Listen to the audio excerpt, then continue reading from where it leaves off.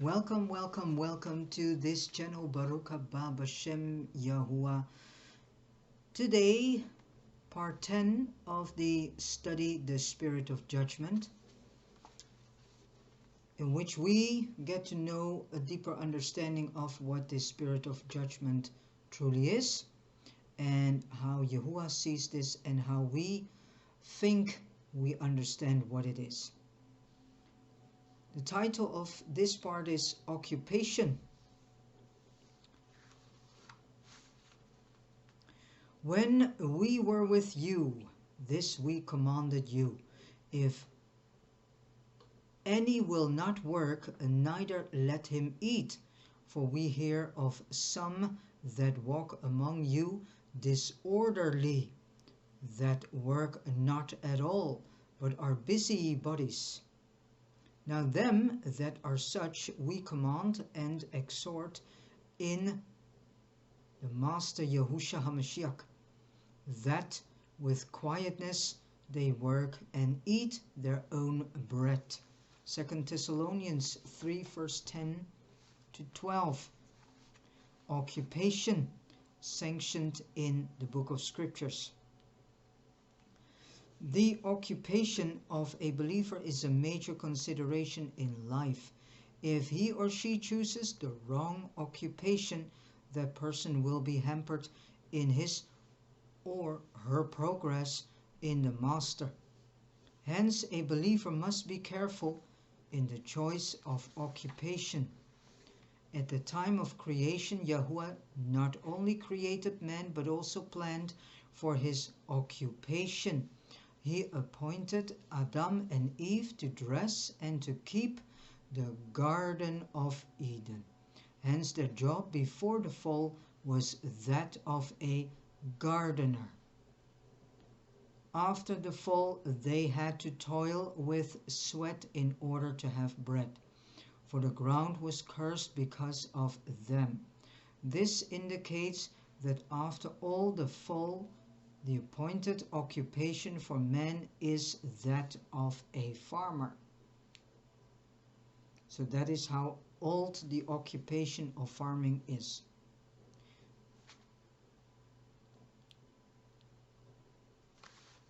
Wait a minute.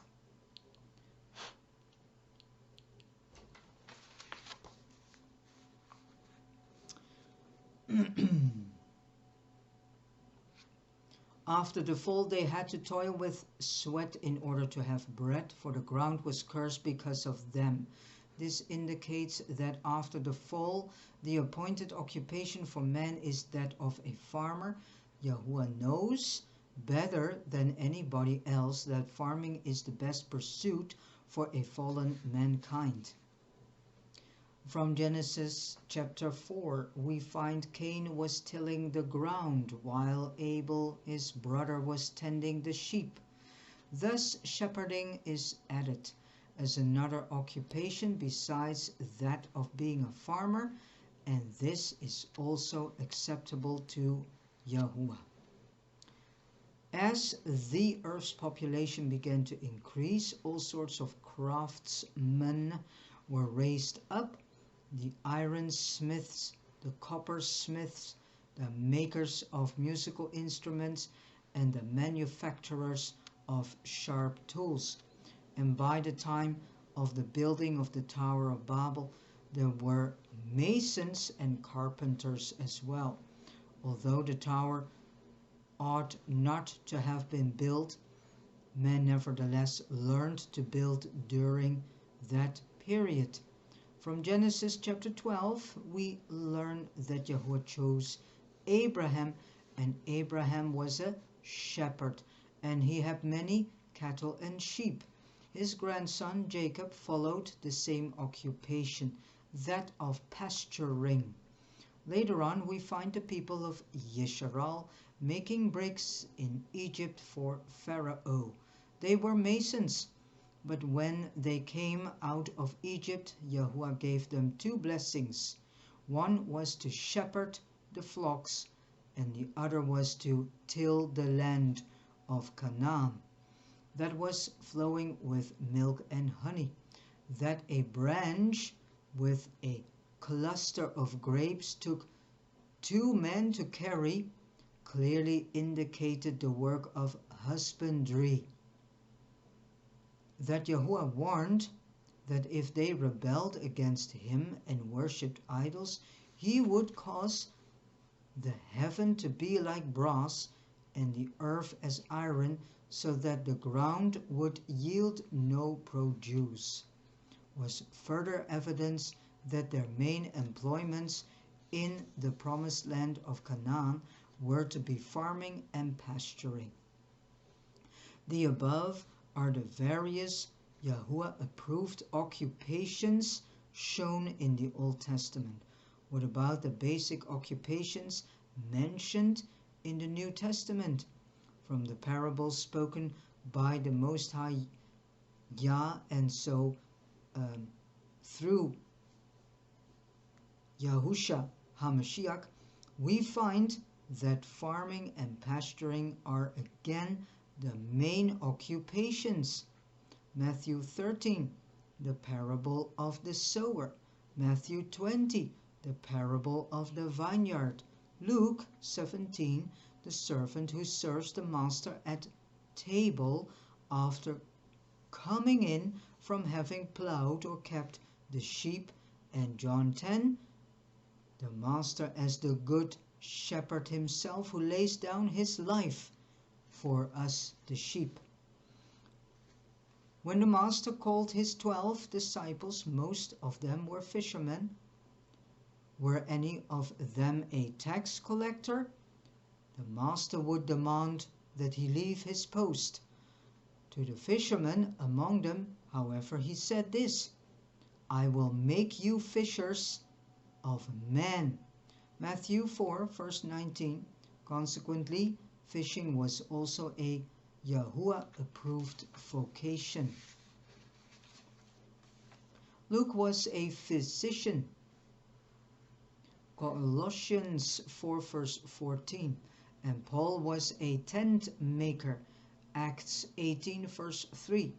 Tent making is different from fishing, in that it is manufacturing work, whereas farming is a direct work. The labor of spinning, weaving, cutting, or tent making involves an additional step in the laboring process and is therefore manufacturing work. We may say that from the Old Testament to the New, Yahuwah has made his arrangement for occupations. The disciples of the Master were either farmers or shepherds, or craftsmen or fishermen or manufacturers. We can add one more occupation, that of a laborer. For the New Testament does have this word: the laborer is worthy of his wages. 1 Timothy 5, verse 18. A laborer is one who works with his hands in unskilled or manual labor. Such employment is also sanctioned in the book of Scriptures. The principle governing occupations. In searching the Scriptures, we find that Yahuwah has ordained for men various kinds of jobs. Underlying these occupations, there is a basic principle, which is that men ought to be profited from nature through earning their hire by putting in either their time or their strength. Apart from this principle, operating in any given occupation, the book of Scriptures also does not seem to approve of any other kind of employment. Let us discuss several facts of this principle as follows. Step A. Draw resources from nature for the increase of wealth. How are we to explain this statement? Perhaps we can best explain in this way.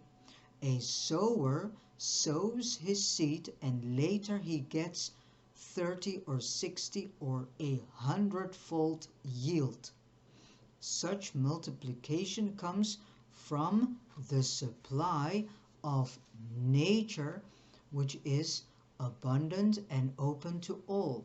For Yahuwah causes the sun to shine on the unrighteous as well as on the righteous.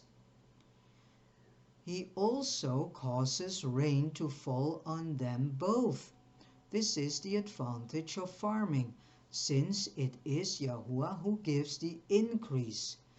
This shows that Yahuwah's purpose is for men to take grace from nature. The same rule applies to pasturing. As one tends the flock, he is profited with many lambs, as well as with wool and milk. This is production increase obtained from nature. In the New Testament, we observe fishing as an occupation. To fish in the sea is still drawing resources from nature. No one will become poorer because I fish in the sea. I may get richer through fishing, but no one will become poorer for my sake. My sheep may give birth to 6 lambs, and my cattle may beget 2 calves, yet no one will become poorer because of me. Or I may be farming and obtain 100-fold increase. I certainly will not cause anyone or any family to suffer hunger or loss because of the good yield from my land. Thus the basic principle for human occupations is, I gain, but nobody will lose. The noblest occupations as appointed by the Most High Yahuwah come under this rule. B. Manufacturing, the increase of value. Paul's tent making comes under the same principle, though not without some variation. He does not make his profit by going directly to nature as in fishing, pasturing, or farming. Rather, he puts his effort and time into a kind of manufacturing work. We may view such work as that which increases the value. For example, a piece of cloth may be worth $1. If I cut it, sew it, and make it into a tent, it can be sold for, say, $2. But this means I increase its value and earn my wages. Nobody will become poorer as a result of my earning a fair share. I simply increase the worth of this piece of cloth by adding my labor to it. It is therefore proper for me to earn my wages in this way. Such employment may be called a value increasing occupation. Then we have point C, a laborer's wages. In the case of an employee who works for another, or in the case of a mason or a physician, such a one is simply earning the wages derived from his own labor. Though he does not make his profit out of nature, nor does he increase any value by means of manufacturing, he has nevertheless expended so much of his time and exerted so much of his strength that he is entitled to receive precisely that much in wages, which is commensurate with his effort and time. Yahuwah permits a laborer to have his share of wages.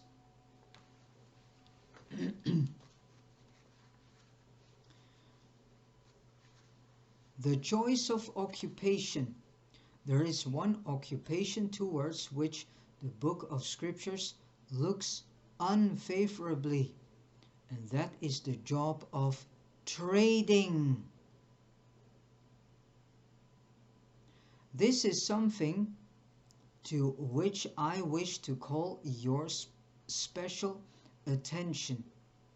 If it be possible, I would hope young believers would avoid this occupation.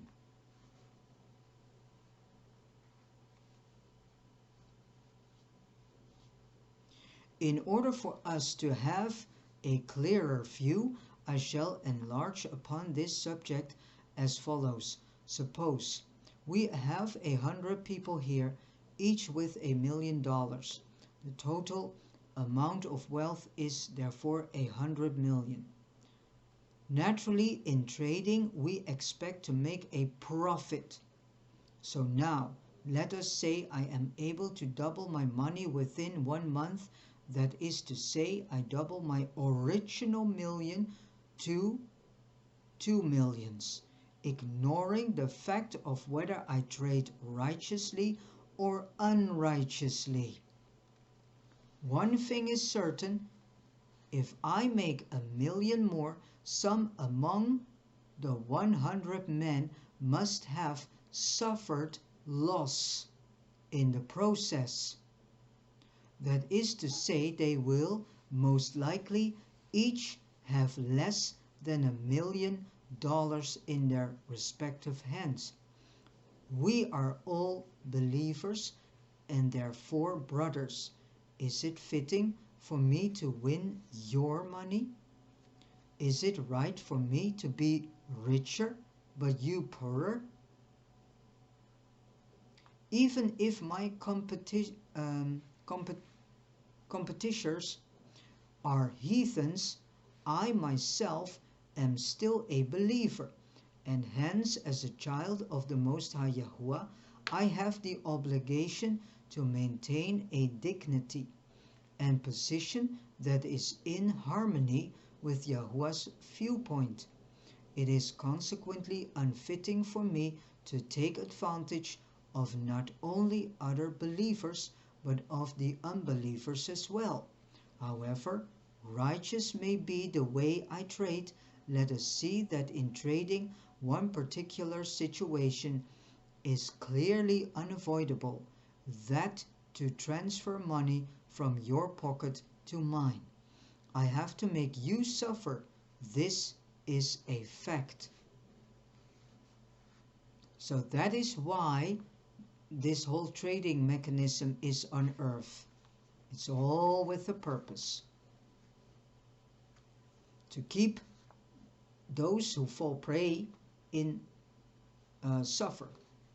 But also it eventually trading has an effect on everyone. So in one way, shape or form, everyone suffers from trading. But in the occupations which Yahuwah the Most High has ordained for man, such problem does not exist. For if I am farming, I shall harvest, say 100 loads of rice, without lessening what you have stored in your home, not even a pound less. No one will suffer because of my reaping 100 loads of rice. We cannot call this profiteering. It is simply increasing the wealth of the land.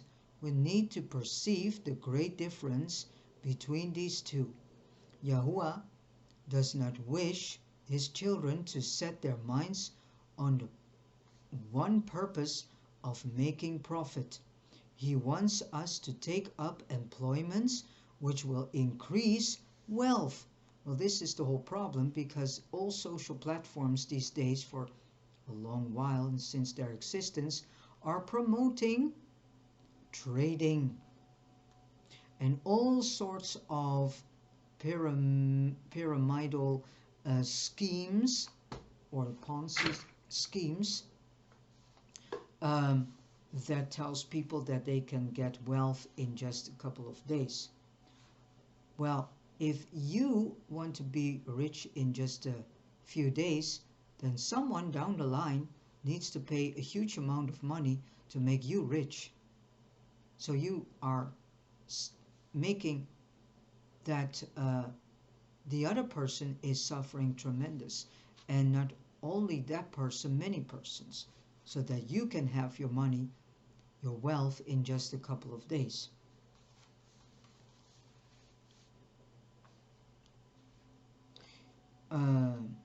This basic principle is quite simple and clear. Do not be occupied from morning till night with the one thought of making money. Wow. Do not be occupied from morning till night with the one thought of making money. And this is what many people are lured into to do. Keep well in mind instead that if you make money, somebody else must incur loss. To increase my money is to decrease another's money. And this is what we call trading. And it's the same with gambling. It's the same, it's also trading. Hence, we have to choose among these three kinds of occupation: trading, laboring, and producing. The noblest occupation as sanctioned by the Most High Yahuwah in the book of scriptures is that of production. For in production I increase the wealth without at the same time making others poor. If after a few years of pasturing I increase my flock from 100 to 400, I indeed have an increase, but no one else will have experienced a decrease because of me, for I have only increased the wealth directly from nature. It is not so, however, with trading. For instance, I buy 100 sheep in one place and transport them for sale to another place. In the process of selling them, I make $10 on every sheep, and thus I have a net profit of $1,000. This money I gain without my having produced one sheep more, with the result that the world is not any the richer in its wealth because of me. It became poorer.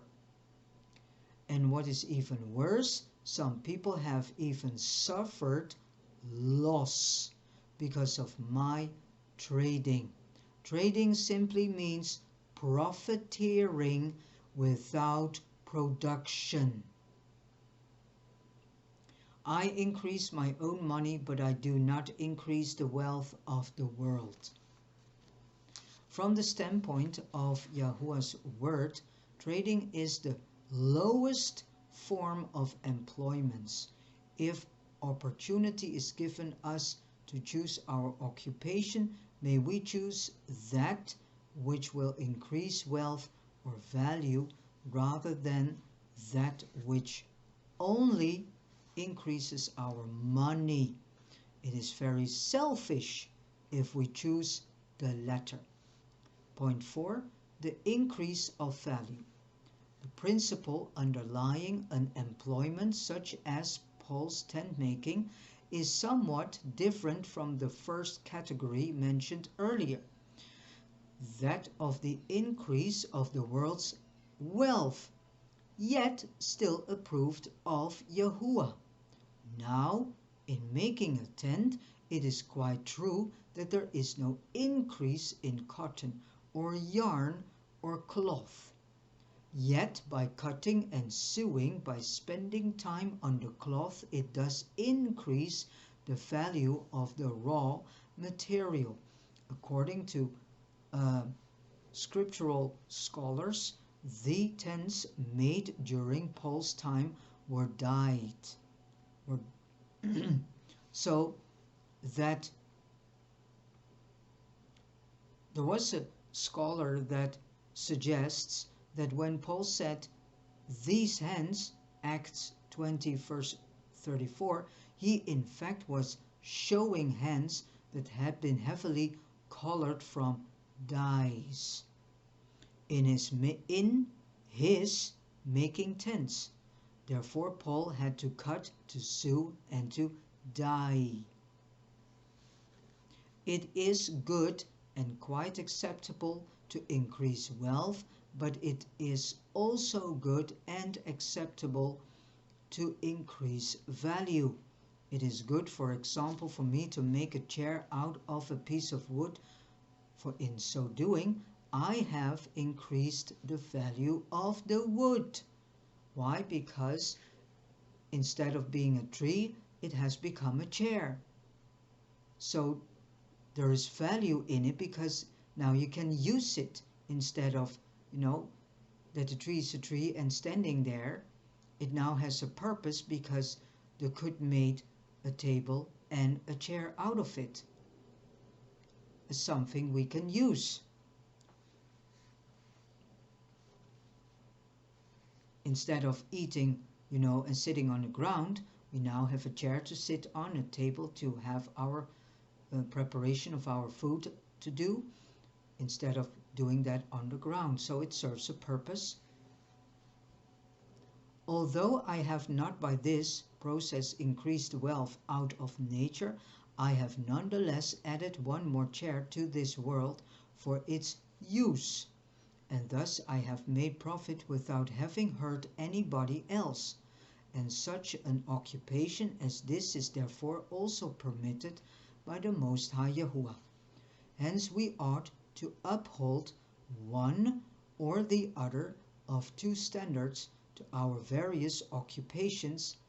We must either increase the world's wealth or increase the value of things. But the increase of what I call so-called value these days, the increase that is happening right now, is a false increase. It has nothing to do with value. Point 5, dealing with pure commerce. I too have studied a little economics, and I know the necessity there is for trading in the world, but I am a believer, not an economist. Mashiach Yahusha did indeed say, "Trade ye herewith till I come." Luke 19 verse 13.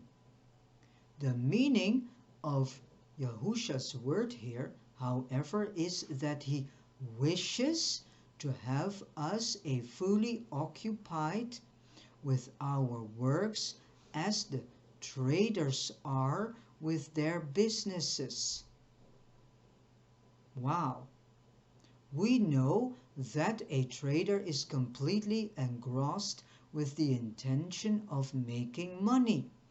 Wherever there is a chance to make money, the trader will take full advantage of it, so that what Mashiach Yahusha is saying here amounts to his desire for his followers to miss no chance, but to seize upon every opportunity.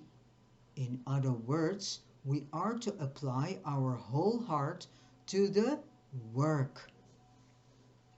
I suppose we all know that trading became quite prominent with Tyre and will end with Babylon of Revelation 18. Commencing with Ezekiel 28, we are told in the scriptures that the one who symbolized trading was the king of Tyre. And I came to understand that Tyre is actually also the place where Hashatan resides, who actually represented, now here it comes, Hashatan. I didn't read this. By the abundance of thy trade, they filled the midst of thee with violence, and thou hast sinned. Ezekiel 28 verse 16. We would therefore do well to keep in mind that that occupation which aims at making a profit at all costs, at another's expense, and not increasing the world's wealth, is not Yahuwah's appointed employment for his children. It is rather a satanic employment in that it works according to an evil principle, which is the principle of lust, greed, indulgence, gluttony. Trading follows the evil principle of getting another's money.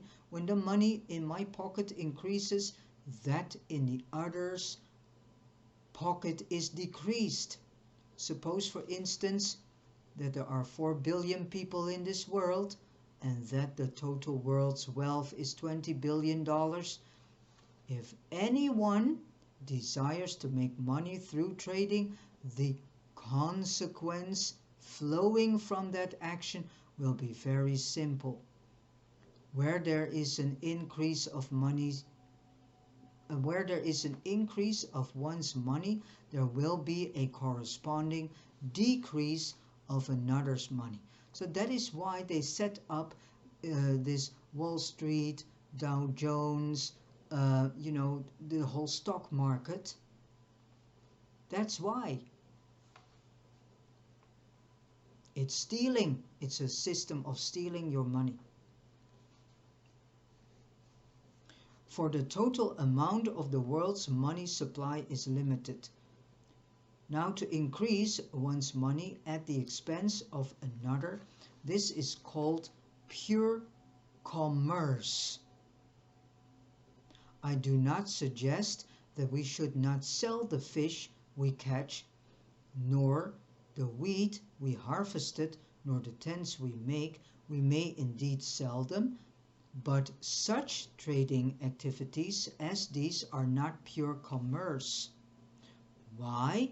Because we exchange our products for money. It's an exchange.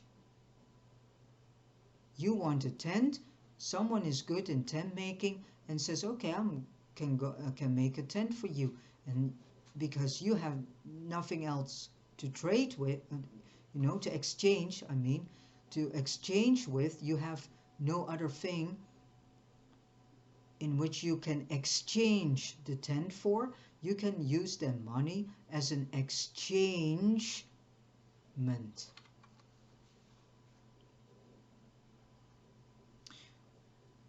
Because we exchange our products for money and our profits are made from nature. We do not rob from others to make ourselves rich. A basic believer notion is that Yahuwah's people should not ever rob others. And this is what we see in the world. Hashatan is not without a reason called father of lies, the one who steals, robs, and kills. Because what is going on in this world? We are being robbed daily. Not only from our life energy, but also from money. Money is actually also a form of life energy, because the labor is being put into money.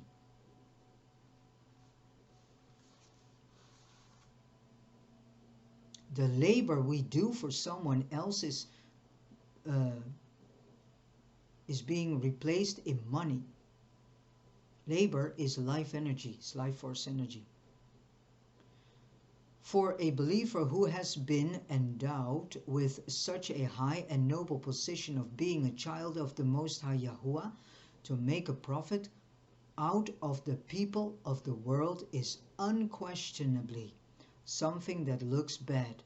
If the head of our government should come to Mount Kuling and find that the mountain people were suffering from malaria, would he sell them quinine tablets in such a way as to make for himself a personal profit? Well, this is going on in the entire industry. Could he or would he make money from a coolie?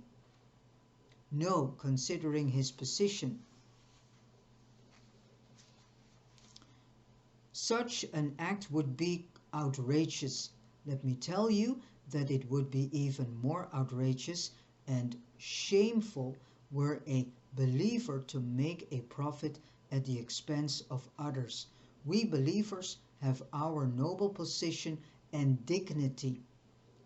It is therefore a disgraceful thing for us to profit from one another's loss. We should not enrich ourselves at all by pure commerce. We ought rather to be farmers who till and plant, for Yahuwah has so ordained nature to yield its increase. It would be far more glorious to do that than to take another's money by means of pure commerce. Where then lies our course? We ought to increase either the number or the value of a thing. Such an occupation is approved of the Most High Yahuwah. Pure commerce is not accepted by him. Special attention should be paid to what is recorded in Ezekiel 28, for the principle of profiting by trading was first illustrated in the book of scriptures by the king of Tyre. And the master reproached him, saying, by the abundance of thy traffic or trade, thou hast sinned. The source of commerce is wrong. We then come to Revelation chapter 18, which shows us what the judgment of Babylon will be at the closing of this world and the beginning of the kingdom to come. There, the merchants of the earth, after the lapse of many centuries since the time of Ezekiel 28, shall weep and mourn for Babylon. Of the merchandise they handle, so-called gold heads, the list, and the so-called souls of man, conclude it. Verse 12 and 13. From gold to human souls, these merchants will have traded and trafficked in everything possible. Their sole aspiration will have been to make a profit and to get rich. For this reason, brothers and sisters in Mashiach Yahusha should flee from this, the basest of all employments. Yet there and yet here we must distinguish between pure commerce and productive commerce. Trading of production is permitted, but pure buying and selling through the commercial exchanges and other such practices is absolutely unacceptable to the Most High Yahuwah. It is right for a brother to sell what he has produced in the field, but for him to buy rice in order to sell it at a higher price is objectionable. Though both are selling, they are vastly different the one from another. If you sell your rice for a higher price, it means you want to gain profit at all cost, just for yourself, for personal gain.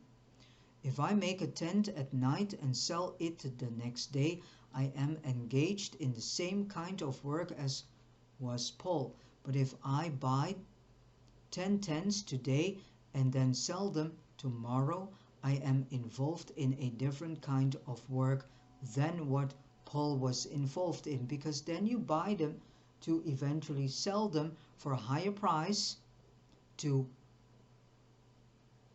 make profit for personal gain. It's the same with rice.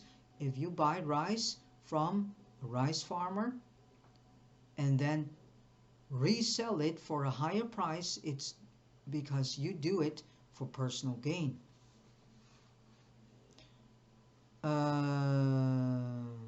To sell what you have labored is to sell what you have labored in is blessed by the Most High Yahuwah. But the buying and selling of commodities as a kind of middleman has nothing in view but profiteering. From the believers and standpoint of the book of scriptures, the latter is the lowest of all occupations. Aside from making a profit for oneself, it does not help the national life at all. He who is engaged in pure commerce should not be a responsible brother in the assembly, for such a person can hardly be expected to be freed from the power or influence of money. Our way is clear. Yahuwah's children cannot serve unless they are wholly liberated from the influence of money. If they are still bound by money, the assembly will have no more future. We therefore must choose the right occupation. Should brothers and sisters pay special attention to their occupations? The assembly will be spared many trials if the master should delay his return. Henceforth, our mentality will undergo a total change. It will not be a matter of how much money we make, but one of how we can do the things which are a pleasing to the Most High Yahuwah Himself. We do only things that pleases Him, not for our personal gain.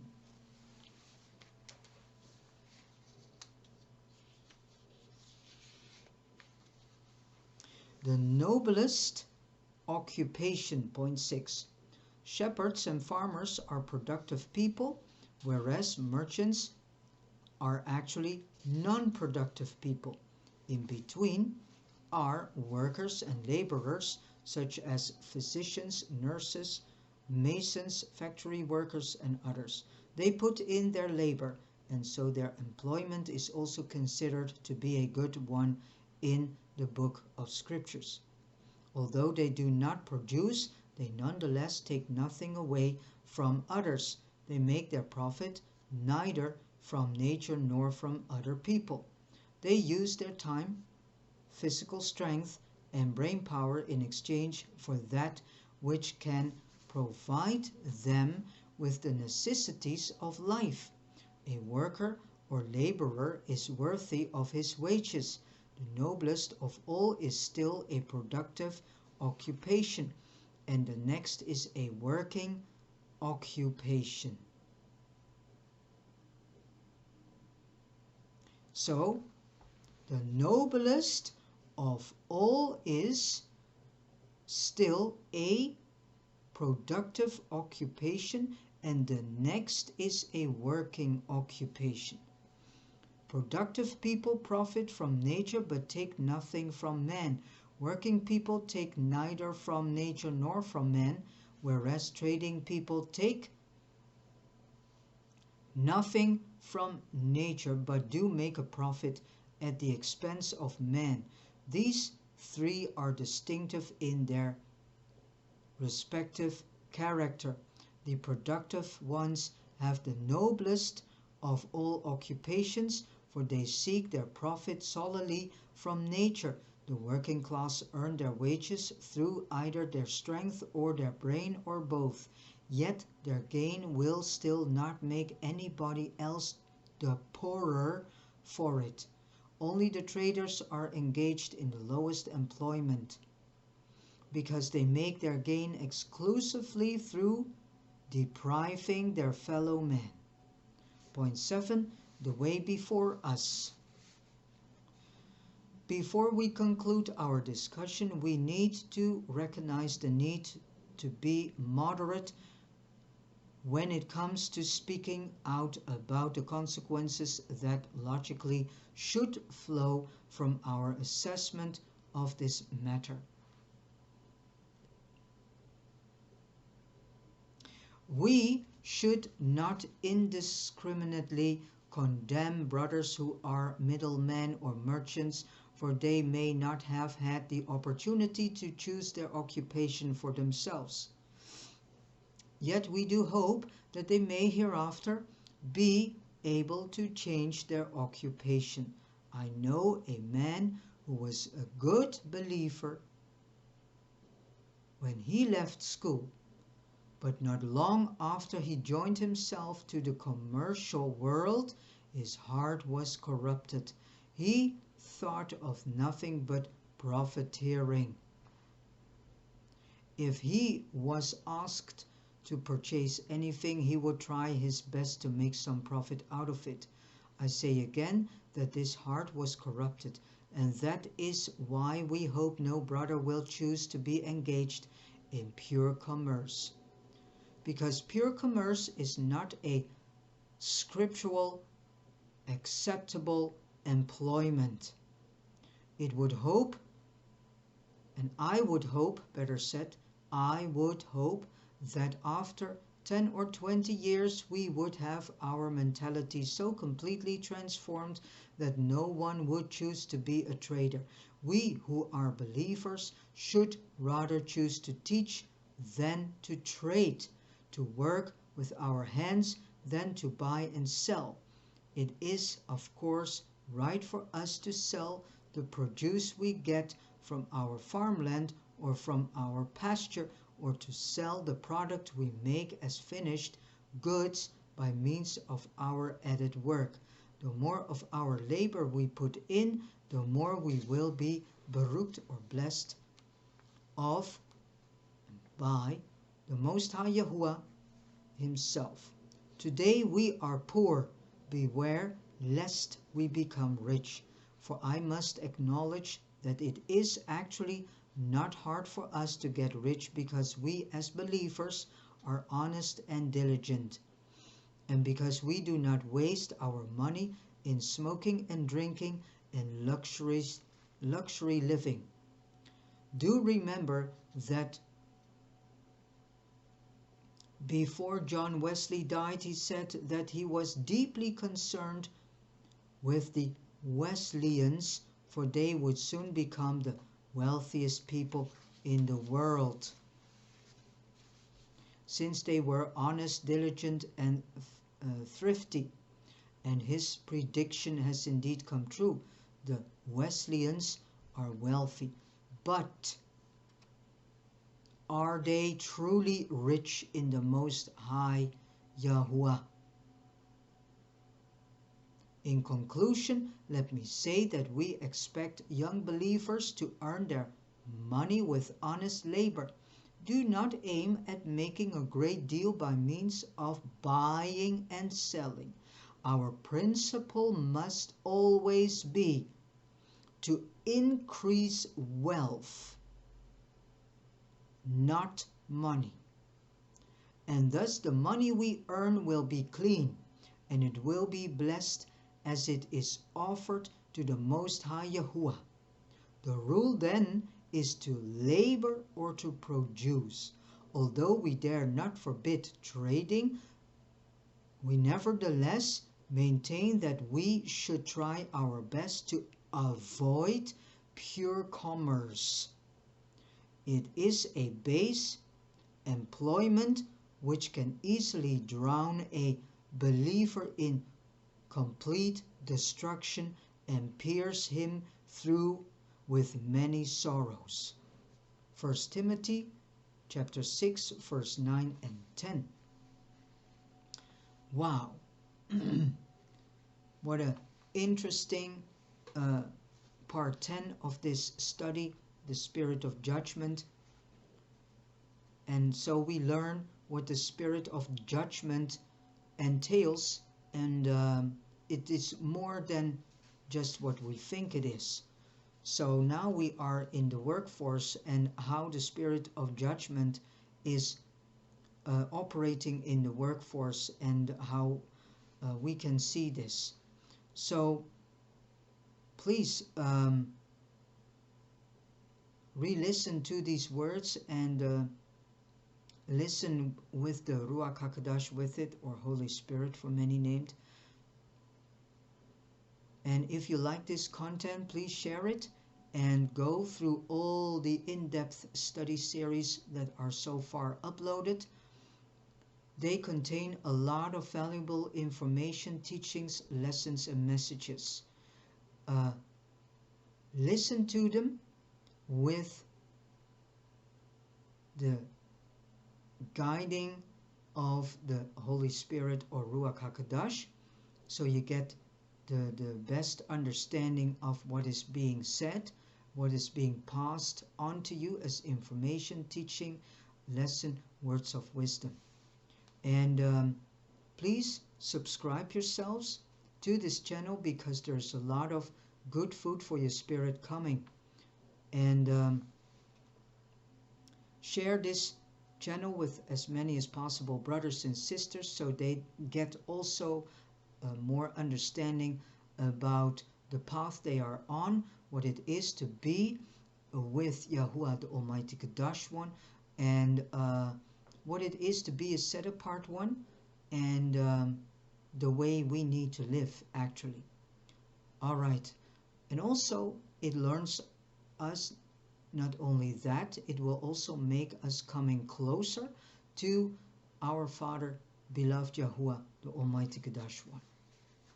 So thank you again for listening and for sharing this. I wish you all a Baruch day. Baruch haba b'Shem Yahuwah. Do not forget to praise the Most High Yah in all the things you do. Hallelujah, hallelujah, hallelujah. And I see you next time.